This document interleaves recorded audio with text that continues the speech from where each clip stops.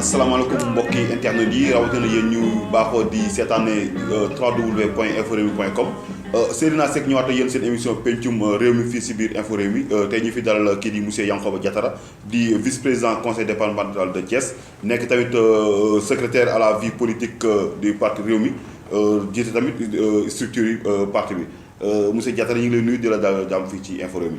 maa ngi leen di fay maa ngi leen di nuyu di leen ziar di leen gërëm également ci seen invitation di nuyu suñu mbokku internet yëpp ak ñëpp ñi nga xam ne ñu ngi seetaan wala di déglu seen site bi mais di leen féliciter également ci projet yi ngeen am.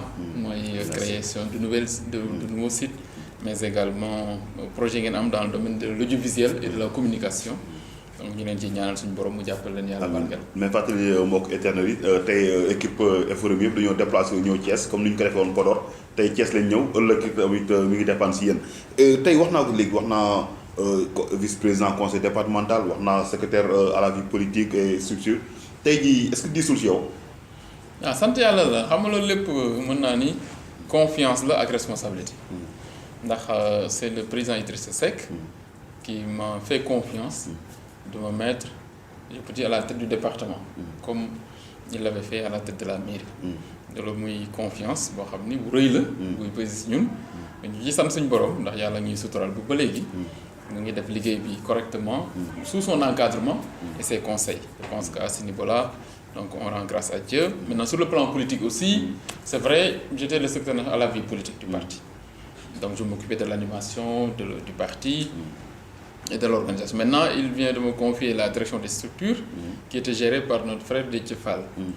Loolu aussi, il a pensé simplement que compte tenu de l'expérience que nous avons donc acquise auprès de lui pendant 20 ans, mais également la connaissance du parti et du paysage politique, il a pensé que peut-être ça pourrait mun naa ko mun a boole ndax ñoom ñaar sax yenn saa yi dañuy duggante. c'est-à-dire la vie politique et la direction des structures mën nañu ànd. donc moom la ma confié et yàlla ñu ci dafa sutura mais comme je dis c'est une responsabilité individuelle et partagée. individuelle parce que man la ko confié man maa war a veiller à ce que ça marche à ce que ce soit une réussite. mais également partagée parce que c'est l'ensemble des responsables ñoo war a bokk ànd. joxante loxo déroulé ko. ndax structurer un parti politique c'est une tâche extrêmement difficile. mais également cela nécessite l'implication de tous les acteurs. beneen bi aussi la vie politique c'est pas seulement ma personne mais c'est lui le leader mais également tous les acteurs parce que naturellement c'est la relation entre le Rewmi et l'ensemble de la classe politique te loolu lépp ñun ñëpp ñu ngi ci jouer un rôle donc c'est la mise en place de la coalition qui doit le soutenir pour la présidentielle mais également c'est les relations de confiance de travail donc de mutualisation avec les autres leaders politiques te loolu yàlla est-ce que loolu aussi taxul ba waa Thiès nee nañ tey gisuñu seen liggéey yéen waa conseil départemental yéen lan ngeen fi def yéen boobu léegi. au contraire je pense qu'au contraire la conseil départemental est une nouvelle création vous savez c'est en 2013 dans le cadre de l'acte 3 que le conseil départemental a été instauré. et c'est en 2014 qu'on a installé le conseil le 22 juillet 2014. depuis lors nous avons fait un travail remarquable. Comme là. Par exemple, dans le domaine de l'éducation, quand nous sommes arrivés, nous avons fait le diagnostic du département. On s'est rendu compte à Thiès, il y avait deux problèmes yoo xam ni il faut ñu jël ko en charge. bi ci njëkk mooy mbiru njàng mi dañu constaté que y a certaines communes du département de Thiès yoo xam ne amul ay lycée. et nous avons lancé un projet que nous avons appelé une commune un lycée.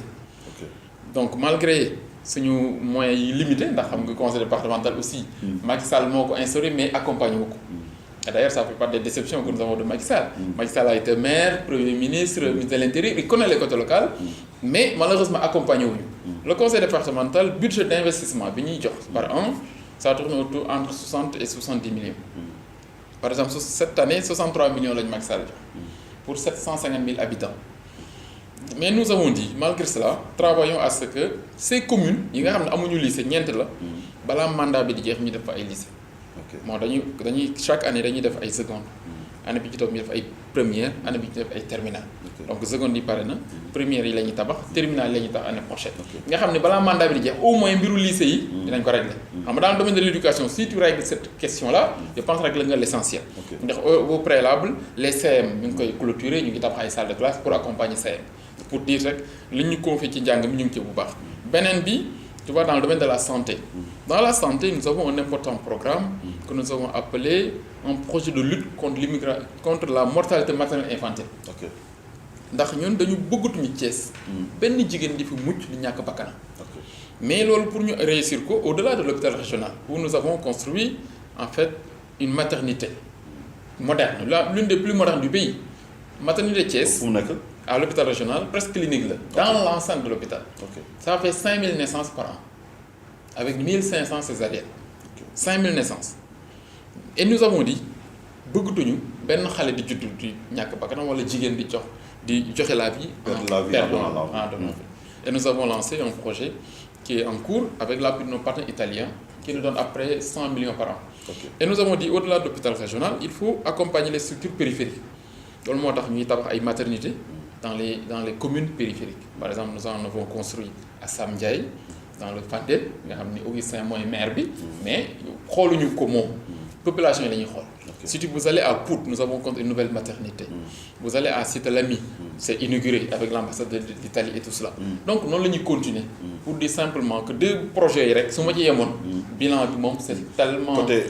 côté infrastructure bon salubrité parce que ba ñu ñëw aussi def nañ tour dëkk bi mais vraiment gis nañ dëkk bi nu mu mel yenn entrée ville bi ñu ngi gis xam naa moom mooy Mbeubeuss bu Thiès donc fii yëpp tey lan ngeen continuer pour jéem a fi def loolu. waaw saafara bi. Vous savez nous avons des compétences dédiées c'est-à-dire que le conseil départemental yorul mbiru salubrité c'est les maires. ok c'est le maire de la ville. kon yéen éducation santé ngeen gën a. non en fait il y a 9 domaines de compétences. mais ku ci nekk. par niveau la. ça veut dire que ce qui est de la gestion des ordures. l'éclairage public c'est la ville. ok nous on s'occupe dans le domaine de l'éducation du moyen secondaire. On s'occupe des questions environnementales. C'est-à-dire que l'aménagement de la forêt classée et tout cela. Donc on s'occupe des eaux souterraines. On s'occupe par exemple de l'hôpital régional, des centres de santé, genre yooyu. Donc ku ci nekk ak li nga yor. Les maires ñoo yor école privée. Comme décret de répartition noonu la ko répartir tey pourquoi tey conseil départemental ak maire tout le temps ñu dëkk ci dóorante. Non du ñu dóorante. Il y a pas de au contraire. Non c'est sur le plan politique. Mais sur le plan des compétences il y a une répartition très claire. ok mais sur le plan politique il y a la am rupture. de collaboration et ça c'est le maire de la ville qui a eu à poser des actes politiques qui ont fait qu'il y a eu rupture de collaboration. Mais nous on avait instauré ici le président Idrissa Seck avait instauré des rencontres de concertation c'est les dialogues. Nous on l'appelle les dialogues politiques. yéen a bloqué budget yéen affaire yu bari yéen a ko teree dem daal yéen a ko. Non au contraire nous on ne peut pas bloquer le budget de la ville parce que le budget c'est pas pour Talla. Le budget c'est pour les citoyens. Seulement on a demandé à ce que le budget soit orienté aux besoins des citoyens. Et malheureusement on a vu le pléthore de Talla Sylla. Il a comme un cabinet présidentiel. Non ce qu'il fait ça dépasse même donc les vous avez vu ces directeurs de cabinet qui démissionnent à tour de rôle. Il en a plus de 3 depuis qu'il est là. Mais c'est lié à une confusion dans sa tête. C'est-à-dire qu'il n'a pas une vision claire. Il ne sait pas même travailler. Il ne sait pas ce qu'il veut, il ne connaît pas les besoins de la ville. C'est ça le problème. Vous savez, la gestion, au-delà de l'engagement politique, les leaders politiques manquent souvent d'expertise dans la gestion des tâches qui leur sont confiées. Mais ce leader, non,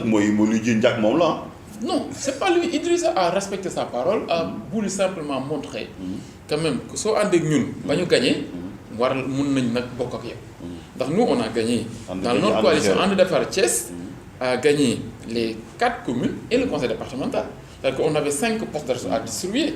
Donc quand même, Dadi, quand jël benn poste wala ñaar jox un allié, je pense que c'est raisonnable. Et ñun noonu la ñuy wane tout le temps képp ku mas a ànd ak ñun ñu ànd ba yàlla may ñu ndam jéem nañu bokk ak yow.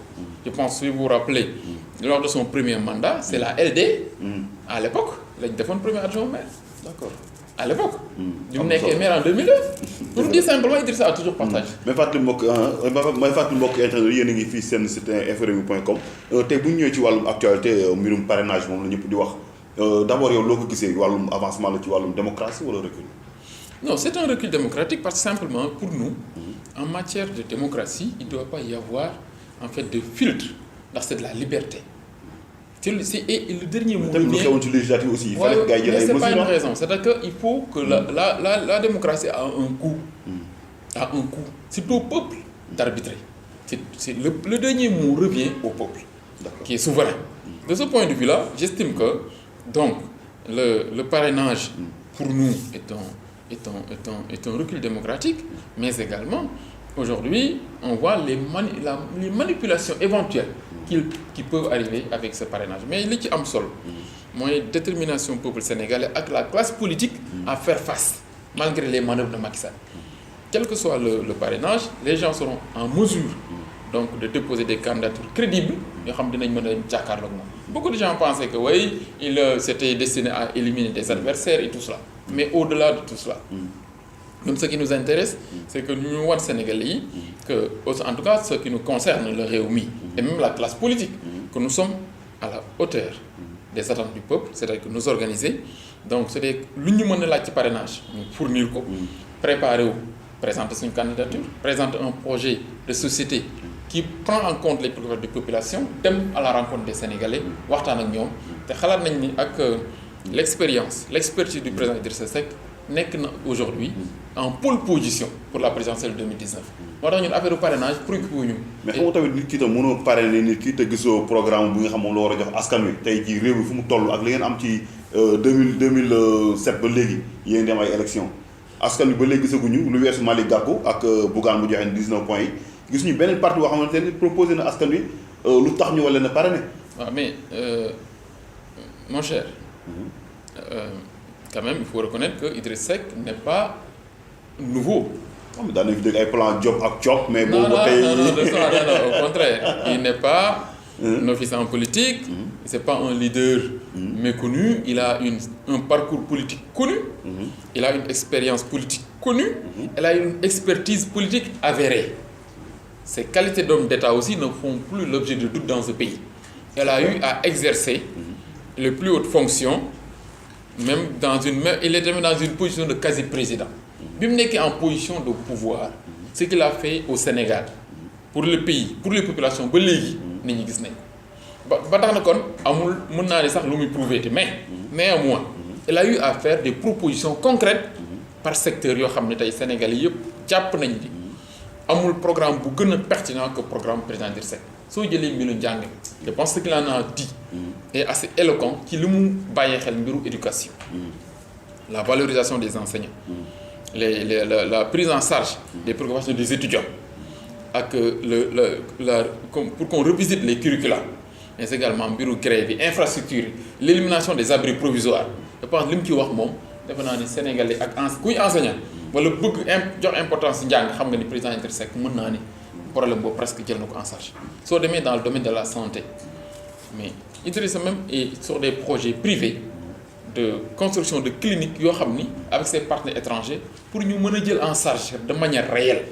la santé des populations parce que lui il dit au lieu de lay jusqu'en Europe pour se soigner nan la ñu mën a def vers au Sénégal en sorte que Sénégalais bi mën a faju quel que soit lu muy wut muy confort di discrétion mu mën ko am Sénégal mais loolu xam na ni am nañ expertise bi mooy professeurs yi gën a xarañ am nañ ko Sénégal bien que mën nañ toujours di ndax la santé évolue mën nañ toujours di am yeneen expertise ak ay spécialités mais nan la ñu mën a amee infrastructure yooyu ci Sénégal ak ci yenn endroit lañ ko war a am pour que Sénégalais yi mën a gis seen bopp ci infrastructure sanitaire yi au lieu ñuy dem di dépense ay millions par an di dem faji ji bitim réew ñu koy am fi kon nga xam ni njàng kii faj mi bàyyi na ko xel beneen bi aussi mooy la prise en charge de la santé de l'échelle le plus bas au sommet mooy li ñuy def ñun au niveau des chaque commune centre dama ko fàtte wax chaque commune dañ ko bëgg def un centre de santé ndax un centre de santé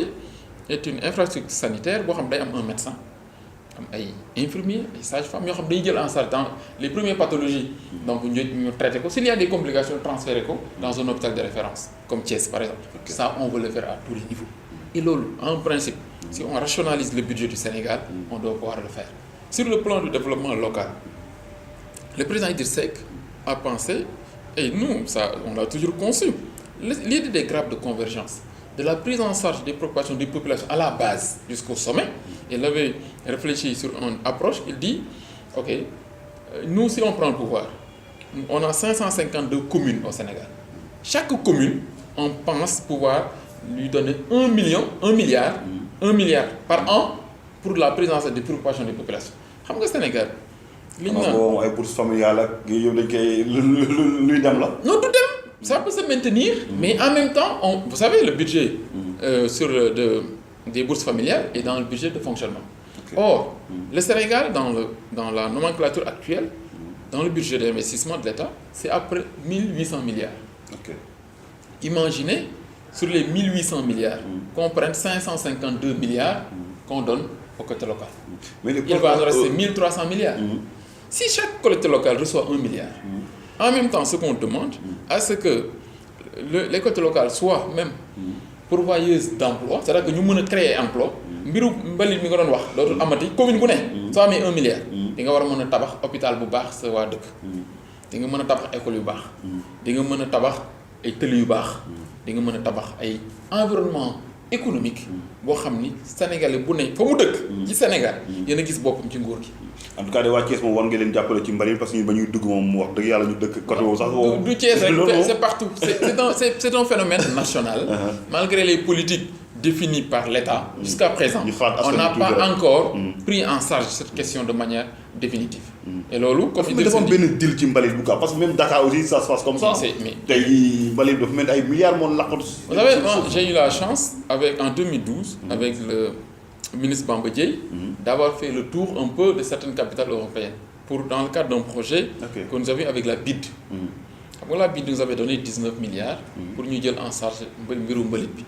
Avec Bamba Dièye dem nañ fi Allemagne Italie en France aux États-Unis en tant que Dakar affaire yu mel noonu yëpp defoon nañ ko pour xool nan la ñuy amee ay partenaires yoo xam ni dañuy jël mbalit mi transformer ko mais vous savez c'est assez complexe parce que affaire déjà mbalit mi pour ñu régler ko de manière définitive problème tri d'abord.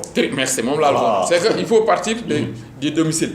C'est que de la base au sommet. C'est-à-dire que à part des maisons des domiciles infrastructures yi ci war les infrastructures de transit fi ñu koy def dans un premier temps au lieu ñu koy acheminer donc ci infrastructure de transformation. C'est toute une infrastructure. Parce que tamit il faut ñu am dañ ci am part de responsabilité. du lépp nguur pour dire rek wala maire. Nous, l'avantage que nous avons avec le président Idrissa Seck, c'est d'avoir... C'est comme aux États-Unis. Avant de prétendre au sommet de l'État... Oui, mais c'est un génie. Non, c'est un génie. C'est un génie, Idrissa Seck, c'est un génie. Mais moi, j'ai eu la chance de le côtoyer, de le connaître très tôt, très jeune. Moi, je l'ai connu en 97, 98. Je faisais la licence à Dakar. Et il nous a encadrés. Mais aussi, on l'a vu sur le terrain. On l'a vu que ce fidélité, moi, le dural dàq bi. Wow, ci biir PDS nga créé fidèle. C'est formateur. C'est formateur. Ça forme. Libéraux yëpp. Quand même le parcours politique quand même machallah sant yàlla yooyu yëpp ça forme ça forge.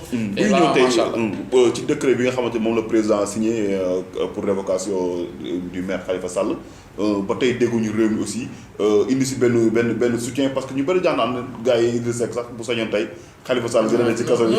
vous savez li ñuy wax man loolu laay rapporté mais tey décret boobu tey jii position réew mi. Non, attends. Nous, on s'est prononcé à 2 reprises. Le vice-président Déthié Fall en a parlé le premier jour. Moi-même, j'ai été interrogé. Donc, et nous avons discuté avec le président Idrissa Seck pour qu'il se prononce sur cette question-là. Mais depuis le début, vous avez constaté que le président Idrissa Seck a apporté son soutien. Taxawaay bi war bu ci war defal na ko Khalifa Sall jusqu'à présent. Le Réunion s'est prononcé sur notre séminaire bi barki démb. Non, mais t'as vu, il a tout fait, il a pris même des risques pour Khalifa Sall. Et parce que ça c'est un engagement sincère. Vous savez, bi ñuy installé Khalifa Sall en maire. Idrissa Seck fait partie des rares leaders yu dem en personne accompagner ko ci investiture am félicité ko ànd ak man ànd na et aussi la relation aussi man dama ci xam projet conseil d'administration boobu. mais man dama ci xam lu bëri ndax dama ci dox. ñoom ñaar ñëpp samay mag lañu mais Khalifa aussi vraiment c'est un grand frère. dañuy daje au niveau international à Paris fu ne la ñuy daje ci ay conférences. fu mu gis aussi comme daf may jàpp comme Idrissa Seck rakam et tout ça. kon li ko daal au contraire kenn mënu ko yéene mais également Khalifa ne peut pas empêcher lenn rek ci parcours politique Idrissa Seck au contraire ñoom ñaar ils sont complémentaires war nañ mën a liggéey Sénégal et moo tax ñun d'ailleurs on a un peu regretté après les élections locales de 2014 que la coalition bi ñu àndoon au niveau de Dakar ne soit pas maintenue et même renforcée mais ñun mënuñ au contraire Idrissa a toujours prôné qu'on ait 2, 3, 4 leaders grands leaders au niveau de l'opposition ñu dem aux élections présidentielles pour que après qu'on puisse se retrouver autour d'un programme commun. waaw donc kon ñun au contraire Khalifa mais kenn du ñaanal sa mbooloo mbokk sax doomu aadama asamaan jullit li ko dal au contraire. ndax li ko dal say mënoon nañ dal ñun ñëpp. Deuxièmement c'est tellement dur mais également kenn yéene ko Macky Sall ce qu'il fait en fait il est en train de confisquer la souveraineté de Dakar mais malheureusement.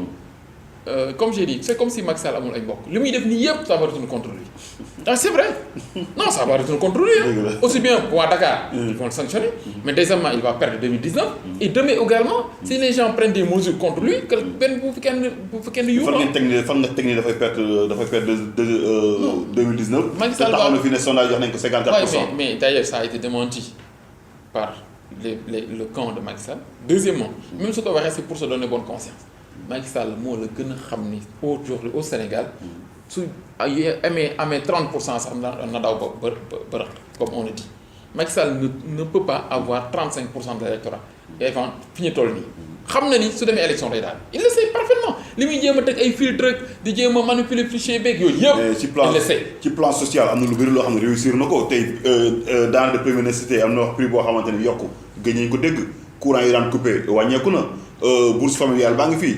luyaas bi ñu bëri nañ wàññi na ko salaire yi yokk nañ ko.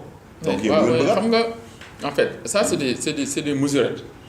ay mesurettes la parce que l'impact ci population bi sentiruñ ko bu baax parce que aujourd'hui da ngay xam ne Sénégal aussi day évoluer aujourd'hui nous du temps d'Abdou Diouf le budget du Sénégal tournait entre 500 000 milliards.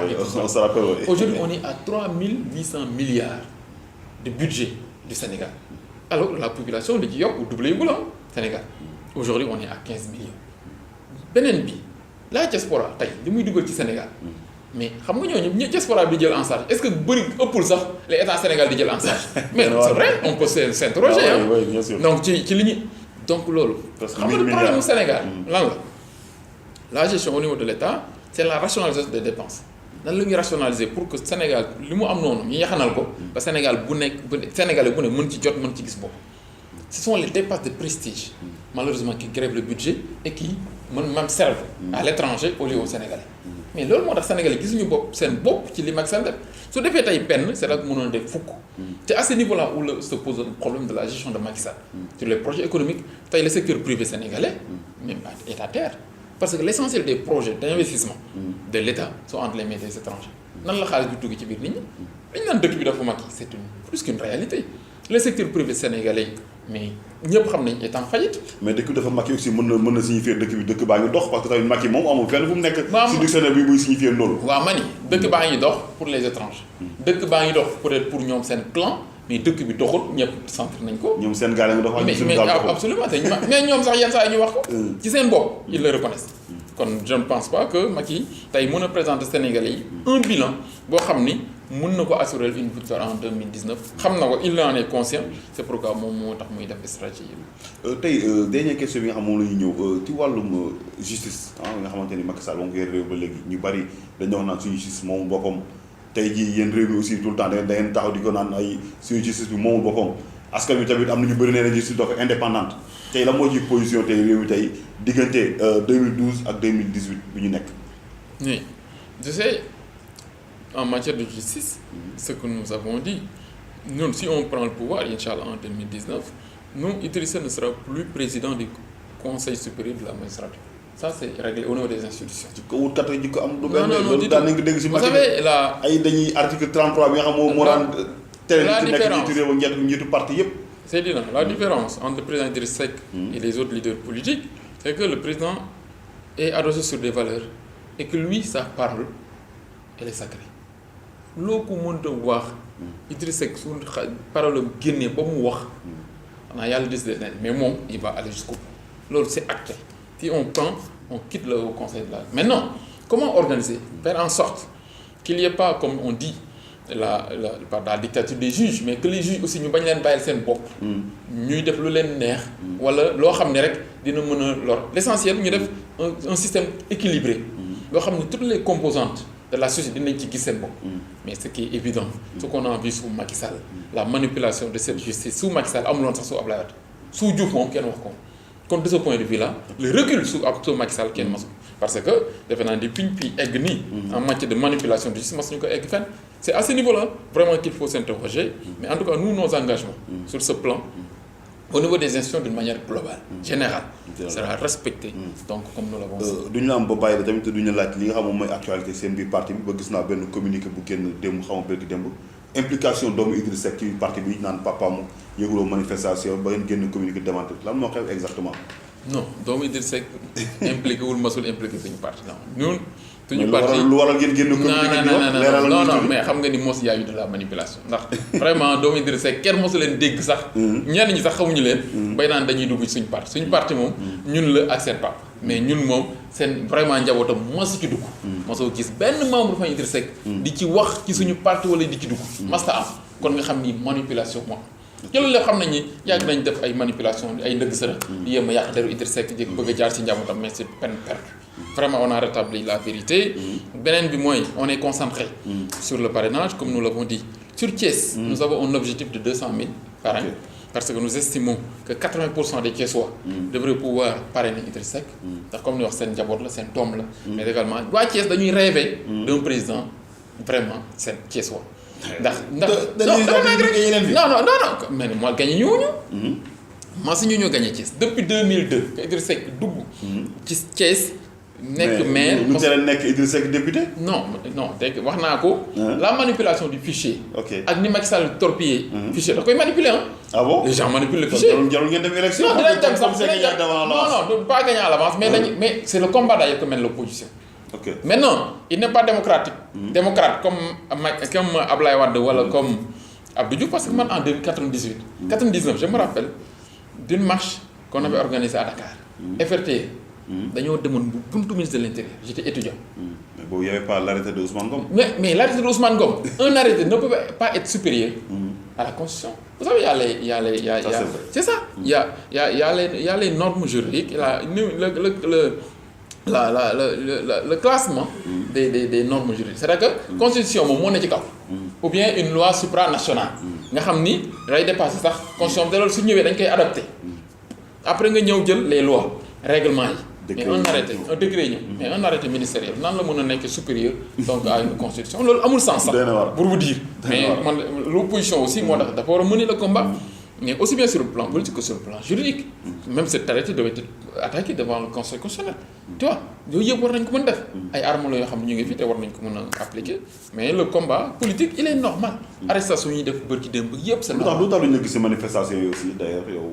non vous savez man samay chargé au niveau de Thiès. parce que xam nga man. par rapport à aux autres responsables. Moi j'ai des charges institutionnelles. J'ai pas que des charges politiques te wax nga ko sànq. Et deuxièmement nous on fait des délégations souvent on dit le vice-président il est à Dakar il est plus présent à Dakar avec les autres les jeunes yooyu non mais c'est comme ça qu'on est organisé. Et les autres s'occupent des autres tâches. parce que c'est pas nécessaire que ñun ñëpp aussi qu'on soit sur place. donc y a mon jeune frère Thierno Bocoum qui ma taquine ni ma ne ko may bañ may jàpp nag jàpp ñu leen. 2004 ba léegi da ngaa keroog nag keroog ma de non la ma xeexagu leen ko nag kon ne leen di leen encourager moom ñoom dencee. en tout cas mais ñu ngi ci. voilà kontaan nañu wax vraiment si dara bi ñu dal boo amee benn message booy lancé aussi mën nga koo lancé ñu tëj émission bi. waaw xanaa rek un message d'espoir au peuple sénégalais un message de confiance à l'avenir mais également un message d'encouragement aux jeunes surtout mais également à vous jeunes sénégalais qui se battent tous les jours jël ay projets yu mel ni initier ay sites internet nekk au diapason nekk maintenant au top parce que je pense pas que aujourd'hui le Sénégal waa États-Unis wala waa France jeunes yi ëpp leen li ngeen def xam nga y a les startups en Europe et tout cela. Sénégal duñ ci communiquer lu bari. mais vous êtes comme ça j'ai vu de jeunes entrepreneurs. avec le monde des nouvelles technologies qui est un monde ouvert pourvoyeur d'emploi yéen a ngi ci te loolu dañ leen ci war a féliciter encourager leen di wax ne daal par rapport à 2019 tey la réew mi gën a am confiance tey la réew mi gën a taxaw tey lañ gën a organiser wu tey lañ am leader bu gën a engagé wu bu gën a am confiance tey la réew mi gën a attrayant le parti ci scène politique bi tey lañ gën a taxaw pour que incha allah rabbi en 2019 ñu ñafe ak ñi nga xam ne ñoom lañ ko àndal ñëpp pour fal président Idriss Seck président de la République du Sénégal. voilà jërëjëf mu nekkoon monsieur Yankhoba Diattara di ko daal doon di ko gërëm bu baax di ko sant yéen tey mbokk yi ma leen gërëm bu baax di leen sant di gërëm aussi sama réalisateur bi sama caméraman bi Fall Ndiaga moom mu xam ne mooy réalisateur bu mag tey léegi moom vraiment amatuñu fayma parce que mi ngi jàpp ci émission yi ak Babacar bu nekkoon ci caméra bi di leen gërëm bu baax di leen sant jërë ngeen jëf.